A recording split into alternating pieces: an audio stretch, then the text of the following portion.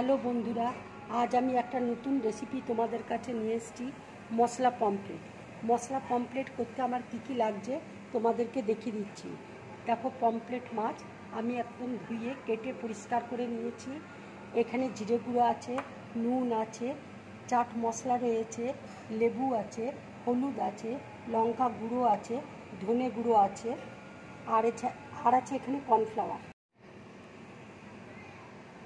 দেখো, এবার আমি মাছটাকে এইভাবে কেটে নিচ্ছি।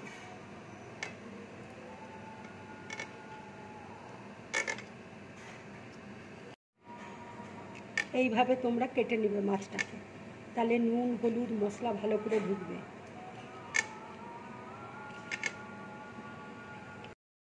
দেখো, আমি সব মাছগুলোকে এইভাবে কেটে নিয়েছি।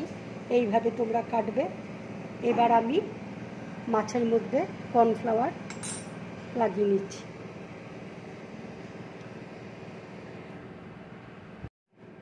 দেখো, সব মাছগুলোকে আমি কর্নফ্লাওয়ার লাগিয়ে নিয়েছি।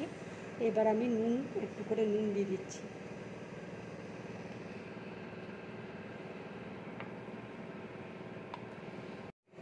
এবার দেখো, জিরে গুঁড়ো দিয়ে দিচ্ছি,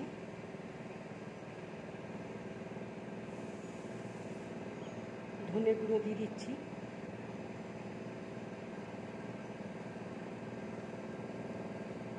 চাট মশলা দিয়ে দিচ্ছি।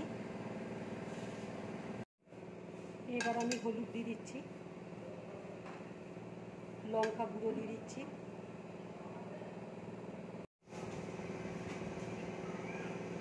আমি ভুল করে বলে ফেলেছি ওটা চাট মশলা।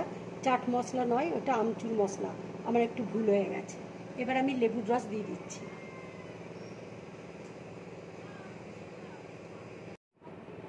এবার দেখো, লেবুর রস মাখিয়ে নিয়েছি আমি মাছের মধ্যে।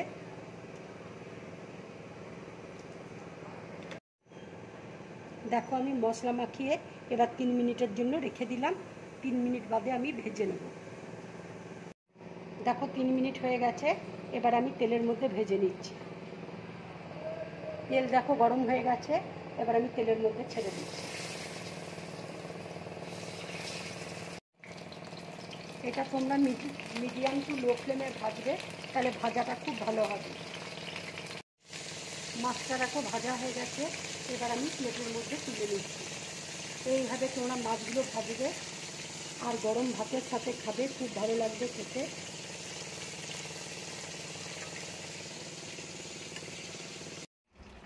বন্ধুরা, দেখো, আমার সব মাছ ভাজা হয়ে গেছে।